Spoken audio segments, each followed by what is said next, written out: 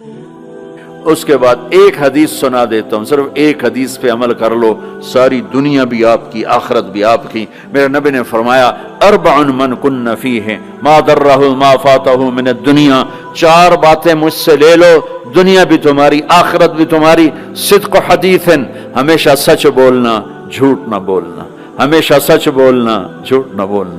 حفظ امانت، کسی کو دھوکہ نہ دینا، کسی کو دھوکہ نہ دینا۔ سارے ایسے ترقی یافتہ ملکوں میں ہمارے انڈیا پاکستان کے نوجوان دھوکہ دیتے ہیں لڑکیوں کو، مقامیوں کو، کہ ان سے شادیاں کرتے ہیں، پیپر بنا لیں، پیپر بنتے ہیں پھر بھاگ جاتے ہیں۔ میرے نبی کو بدنام نہ کرو، میرے نبی کو شرمندہ نہ کرو۔ ایک واقعہ لکھا ہے احسان دانش نے کہ دہلی میں جب انگریز کا راج تھا تو ایک یہ جو پک پاکٹ والا سردار تھا، اس کے آگے چیلے تھے، تو اس کا ایک چیلا، ایک شاگرد صرف 2 روپے لے کر آیا شام کو، تو اس نے اس کو پٹائی کی کہ صرف 2 روپے۔ اس نے کہا استاد آج بہت موٹا مال کمایا تھا، آج ایک انگریز کی جیب کاٹی تھی، میں بڑے پیسے تھے، لیکن جب میں 4 قدم چلا تو مجھے خیال آیا کہ قیامت کے دن اگر عیسیٰ علیہ السلام نے میرے نبی کو گلہ دے دیا کہ آپ کے امتی نے میرے امتی کی جیب کاٹی تھی، تو مجھے ان کی وجہ سے، میری وجہ سے میرے نبی کو شرمندہ نہ ہونا پڑے، تو میں نے جا کر اس کو واپس کر دیے اور یہ 2 روپے اپنے دے کھسکا کے لائیں۔ تو وہ اس کا استاد بھی رونے لگا کہ بیٹا یہ 10 روپے تیرا آج کا انعام ہے، تو نے کمال کر دیا۔ تو میرے عزیزو، ایسا کام نہ کرو جس سے تمہارے نبی کو شرمندہ ہونا پڑے۔ یہاں رہتے ہو صحیح طریقے سے پیپر بناؤ، غلط طریقے سے پیپر مت بناؤ، ٹیکس چوری مت کرو، ٹیکس کی چوری کے لیے ہیلے بہانے جھوٹ مت کرو۔ مسلمان سچ بولتا ہے، جھوٹ نہیں بولتا، مسلمان دھوکہ نہیں دیتا، دیانتداری سے کام کرتا ہے۔ 4 ٹکے بچا کر کیا کر لو گے؟ جھوٹ تمہارے چہرے کی لعنت بن جائے گا، قیامت کے دن کی سیاہی بن جائے گا۔ اور میرے نبی نے فرمایا جو دھوکہ دیتا ہے وہ میری امت سے خارج ہو جائے، من غش فلیس منا، جو نماز نہیں پڑھتا میری امت سے خارج ہو گیا، یہ نہیں کہا۔ جو روزہ نہیں رکھتا میری امت سے نکل گیا، یہ نہیں کہا۔ جو دھوکہ دیتا ہے میری امت میں سے نکل گیا، میری امت میں سے نہیں ہے۔ تو یہاں رہنا ہے تو سچائی کے ساتھ رہو، دیانتداری کے ساتھ رہو۔ شادیاں کیاں تو پھر نبھاؤ، پھر اس سے نبھاؤ، پہ فراڈ نہ کرو۔ ایک دن آنے والا ہے تمہیں اللہ کے سامنے کھڑے ہونا ہے، تمہارے دھوکے فراڈ سارے کھول کے اللہ تعالیٰ الگ دکھا دے گا، اور اس دن شرمندگی ایسی ہوگی کہ کہیں چھپنے کی جگہ بھی نہیں ملے۔ تو اللہ کے واسطے ایسے مسلمان بنو کہ تمہارے ذریعے سے تمہارا اسلام چمکے، روشن ہو، یہاں کی حکومت تمہاری تعریف کرے۔ یہاں کی حکومت تمہیں کتنی مذہبی آزادی دے رکھی، کتنی آسانیاں دے رکھی ہیں، تو ان کے ساتھ چیٹنگ مت کرو، ان کو دھوکہ مت دو، ان کے ساتھ فراڈ مت کرو، ان کا ٹیکس نہ چوراؤ، ان کو پورا ٹیکس دو، جتنا وہ تمہارا بنتا ہے سارا دو۔ اللہ تمہیں یہ تمہارا صدقہ بنے گا۔ زکوٰۃ تو مسلمان کو دی جاتی ہے، یہاں تمہیں نظر نہیں آتا، اپنے پاکستان میں، انڈیا میں زکوٰۃ بھیجو، لیکن صدقات ان کالوں کو دو جو غربت کے مارے تمہارے گھروں میں کام کرتے ہیں، تمہارے پاس کام کرتے ہیں، ان کو صدقات دو، نفلی صدقات، ان کو جتنا دے سکتے ہو دو، یہ تمہارے ہمدرد بنیں گے، تم سے محبت کریں گے، تم سے تمہارے قریب آئیں گے، تمہارے احسان مند ہوں گے۔ مسلمان بخیل نہیں ہوتا، مسلمان سخی ہوتا ہے۔ تم ایسے جوڑ کے کیا کرو گے؟ قبر میں کتنے لے کے جاؤ گے؟ تو میرے نبی نے فرمایا ایک سچ بولو، ایک دھوکہ نہ دو۔ تیسرا فرمایا اخلاق اچھے کرو، حسن خلیقت، اپنے اخلاق اچھے کرو۔ اور چوتھا فرمایا عفت فی طعمت، رزق حلال کمانا، حرام نہ کمانا۔ یہاں آ کے شراب کی دکان نہ کھول بیٹھنا کہ پیسے زیادہ بنتے ہیں، آگ لگا دو اس کمائی کو جس پہ تمہارا اللہ ناراض ہو اور اللہ کا رسول ناراض ہو۔ تمہارا ایک رینڈ جو حلال کا ہے تمہارے لاکھوں حرام کے رینڈ سے زیادہ اللہ کو محبوب اور پسند ہے، اور اس میں زیادہ برکت ہے۔ حرام کھا کے نہ کوئی سکھ کی نیند سوتا ہے، نہ سو سکتا ہے۔ اللہ کو بھولا کے نہ کسی نے چین پایا ہے، نہ پا سکتا ہے۔ یہ 4 باتیں آپ لے لیں، میں لے لیں، تو ہماری زندگی یہ بھی خوبصورت، وہ بھی خوبصورت۔ سچ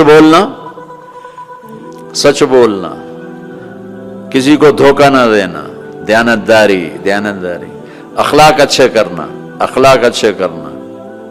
رزق حلال کمانا۔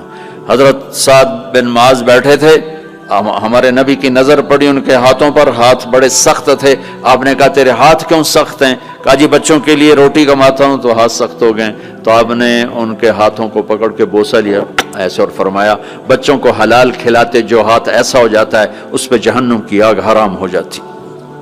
ہماری تو آپ کی کمائیوں میں سچ اور دیانتداری ہو تو اللہ کی قسم 24 گھنٹے نماز لکھی جائے گی. پانچ نمازیں نہیں لکھی جائیں گی، 24 گھنٹے کے سجدے لکھے جائیں گے. کام میں، جاب میں، شاپ میں، کاروبار میں، اپنی ملازمت میں اگر آپ سچائی اور دیانتداری والے ہو تو آپ کا ہر لمحہ خوبصورت ہے اور نماز اور بندگی ہے. اپنی فیملیز کے ساتھ رہتے ہو، ماں باپ ہیں، ان کی دعا لے لو، ان کی دعا لے لو. بیویاں ساتھ ہیں، ان کو عزت دو، احترام دو. گھر والوں کو حسن سلوک سے رکھنا یہ بہت بڑا ایمان ہے. میرے نبی نے فرمایا سب سے اعلیٰ درجے کا مسلمان وہ جو بیوی کے ساتھ اچھا سلوک کرتا. پھر آپ نے کہا میں اپنی بیویوں کے ساتھ سب سے اچھا سلوک کرتا ہوں. تو وہ ایک نوجوان میرے پاس آیا، کہنے لگا جی بیوی سے جھگڑا بہت ہوتا ہے تو مجھے کوئی تعویذ دے دو. میں نے کہا بیویوں پہ تعویذ چلتے ہی کوئی نہیں. کہنے لگا کیا کروں؟ میں نے کہا ایک طریقہ بتاتا ہوں. کہنے لگے بتائیں. میں نے کہا ہر دفعہ جب کھانے پہ بیٹھو 2-3 لقمے اپنے ہاتھ سے کھلا دیا کرو. کہنے لگا اس سے کیا ہوگا؟ میں نے کہا یہ تو تم بعد میں دیکھو گے کیا ہوگا، تم کرو تو صحیح. کوئی 2 ہفتے گزرے، میری اس کی اچھی دوستی تھی، اللہ اس کی بخشش فرمائے، تو فوت ہو گیا. میں نے پوچھا، اس کا فون آ گیا نا، تو میں نے پوچھا وہ میری بات پہ عمل کیا؟ کہنے لگا نہیں. میں نے کہا کیوں؟ کہنے لگا شرم آتی. میں نے کہا لڑتے ہوئے شرم نہیں آتی؟ بولا عورت بھی کوئی ذات ہے جس سے لڑا جائے. وہ غصے میں بھی آئے تو کمزور ہے، کمزور سے درگزر کرنا ہی انسانیت ہے. میرے نبی نے فرمایا شریف آدمی بیوی سے دب کے چلتا ہے اور کمینہ آدمی بیوی کو دبا کے چلتا ہے. تو میں کمینہ بن کے نہیں رہنا چاہتا، میں شریف بن کے رہنا چاہتا ہوں. یغلبہن اللئیم وَيَغْلِبْنَ الْكَرِيمَ لَأَنْ أَكُونَ مَغْلُوبًا كَرِيمًا أَحَبُّ إِلَيَّ مِنْ أَنْ أَكُونَ لَئِيمًا غَالِبًا. سبحان اللہ. کہ میں شرافت والا بننا چاہتا ہوں، کمینہ نہیں بننا چاہتا. میں نے کہا تمہیں لڑتے ہوئے شرم نہیں آتی؟ گاما پہلوان پنجاب والوں نے سنا ہوگا، بہت بڑا رستم تھا. وہ پارٹیشن کے بعد پاکستان آ گیا لاہور، تو سبزی لے رہا تھا تو پاؤ تاؤ پہ کوئی ہو گیا جھگڑا، تو وہ دکاندار کے پاس گلاس، اس نے گلاس اٹھا کے مارا گامے کو، اس کے یہاں لگا، خون نکل آیا.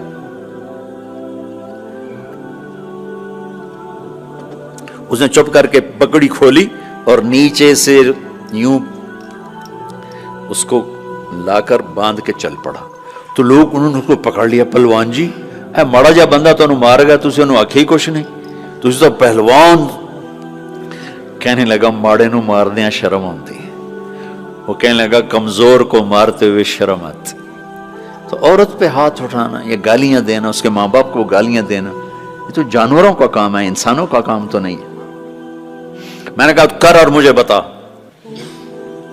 کوئی 2 گھنٹے بعد اس کا فون آیا کہ مولانا صاحب کمال ہو گیا. میں کیا ہوا؟ کہ میں نے اس کے منہ میں لقمہ ڈالا، وہ منہ تھے کھلے رہ گئے،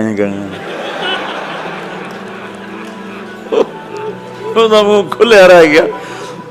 مجھ سے کہنے لگی تو خود تو کر نہیں سکتا، کس نے تمہیں یہ سکھایا ہے؟ کس نے سکھایا؟ اس نے کہا مجھے مولوی طارق جمیل نے سکھایا.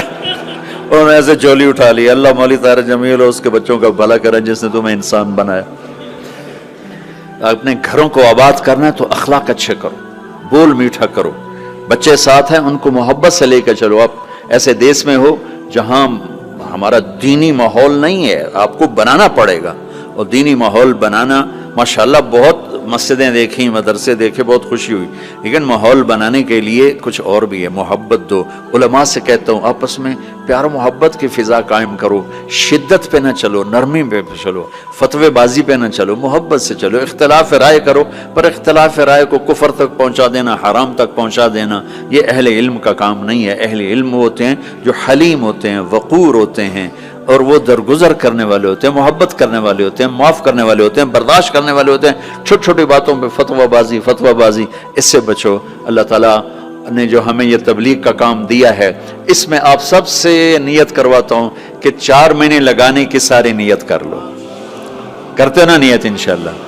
اور چھوٹی سی تشکیل کرتا ہوں کہ ہر مہینے 3 دن آپ لگا لیا کریں. اللہ کا فضل ہے، تبلیغ کا کام تو ہر جگہ ہو رہا ہے. اب ہر مہینے صرف 3 دن جانا شروع کریں. جنید جمشید مرحوم کو میں نے یہ کہا تھا کہ تو 3 دن لگانا شروع کر. وہ کہنے لگا میں تو ناچتا ہوں، سٹیج پہ گاتا ہوں، میں 3 دن لگاؤں گا، کیسے لگاؤں گا؟ میں ادھر یہ کرتا ہوں، ادھر تبلیغ کروں. میں نے کہا یہ تیری ڈوز ہے، دوا ہے، تو دوا شروع کر، صحت ہو جائے گی. 97 کی یہ بات ہے. اس نے بات پلے باندھ لی. ہر مہینے 3 دن لگا لیتا جب کراچی میں ہوتا. جب نہیں ہوتا تھا تو پھر نہیں ہوتے تھے. جب کراچی میں ہوتا تو 3 دن. 97 98 99 2000 اور 2001 میں 4 مہینے کے لیے نکل گیا. تو آپ سب مجمع ماشاءاللہ نوجوانوں کا ہے، 3 دن لگاؤ گے، ٹھیک ہے نا؟ اور اگر کوئی اس مجمع میں کسی سے ناراض ہے تو اٹھنے سے پہلے ہی اس کو معاف کرے. اگر یہیں موجود ہیں تو گلے لگے، اور وہ موجود نہیں ہے تو وہاں جا کے اس کے گلے لگ جائے اور اس سے معافی مانگ لے. معافی مانگو گے اللہ آپ کو معاف کرے گا. کسی 2 مسلمان کا آپس میں بائیکاٹ نہیں ہونا چاہیے. کسی 2 مسلمان کا آپس میں بول چال بند نہیں ہونا چاہیے. بیوی سے ناراضگی ہو تو بیوی سے صلح. پتہ کیا نتیجہ نکلتا ہے؟ جب آدمی بیوی سے صلح کرتا ہے تو اللہ اس پر اتنا خوش ہوتا ہے ان کے پچھلے سارے گناہ معاف کر دیتا. تو سارے بھائی نیت کرتے ہو نا، لگاؤ گے نا 3 دن. ابھی دعا کے بعد نکلنا ہوگا تو بھائی مسافر 2 گھنٹے میں نے آپ کے ساتھ بات کی ہے، تو میں روبوٹ تو نہیں ہوں نا، میں بھی اب تھک چکا ہوں. تو بھائی مسافر نہ کرنا. مسافر اتنے رش میں مسافر کرنے بھی نہیں چاہیے. بس زبان سے آپ سلام کو میں جواب دوں گا. درود شریف پڑھو.